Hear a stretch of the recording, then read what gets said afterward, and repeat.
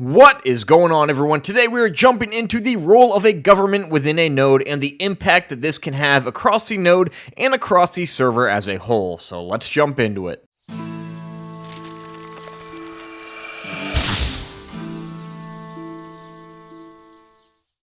In Ashes of Creation, once a node reaches rank 3 or the village stage, the 1 week countdown begins. Within this countdown period, players are able to establish citizenship within this newfound village, which if they are coming from a different node, they would have to give up their citizen status at the other node, but once this 1 week timer is up, the next week begins the election process where citizens of this node will elect their government. During this time frame, election notices are mailed out to accounts of the node citizens, and those whom are running for governing positions can put their word in. Which the process of this and the election process as a whole varies depending on the node type, and keep in mind though that only citizens of the node can put their name in the hat and only citizens can vote. Divine node governments are chosen from the citizens via service-oriented quests that prove faith and dedication to the node they are running for. Most of these devotion-oriented tasks are on an individual basis and won't require outside support. So even if you aren't a well-known citizen of this node,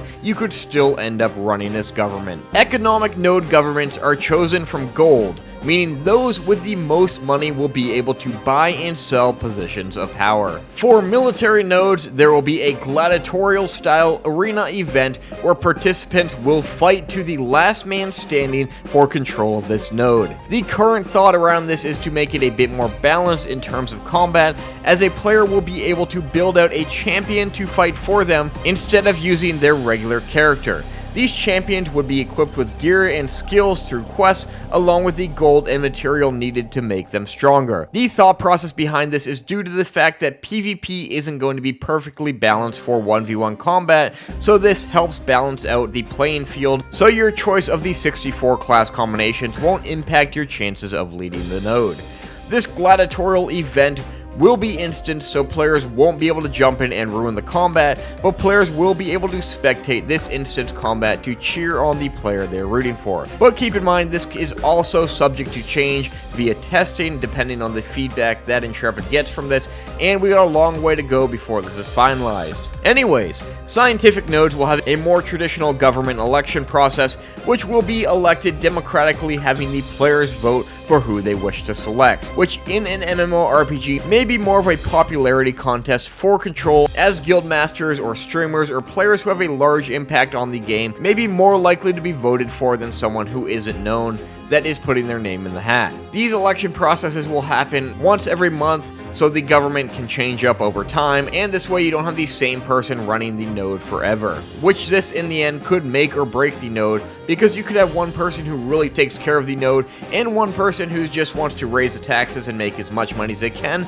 making citizens leave to go find another node. This could also change the impact if a war is declared, whether you're prepared or not, or your node has the resources, so all of that falls into governing a node, and again, it could make or break how the node plays out. Once you are selected for the government, you will head over to City Hall, which is a node building for the acting government. This will be the place where governing officials will actually come together to discuss the future of the node and the direction you may want to take it. This is also where you'll find the status of the node, such as the economy, elections, trade agreements, caravans, and more. Mayors of the node are the leaders of the government though, who, from what I understand, get the final say and actually control over most of the development, although other governing officials will still be able to put their input in. They will be able to do many things that again could make or break the node and cause citizens to love or hate them, such as allocating resources, taxes, and quests to help further develop the node, along with communicating and coordinating the supply needs of the node and what is needed to build what they're trying to build,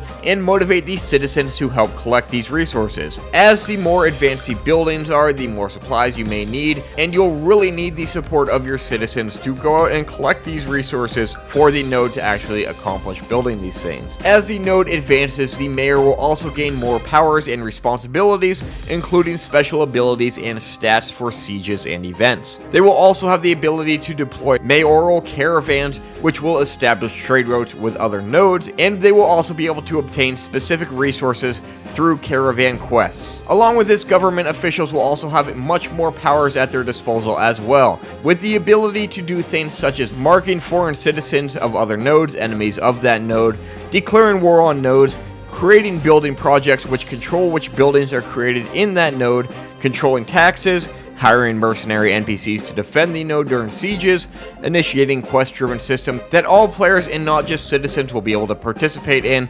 allowing them to also give out items from the node's treasury as rewards for these quests,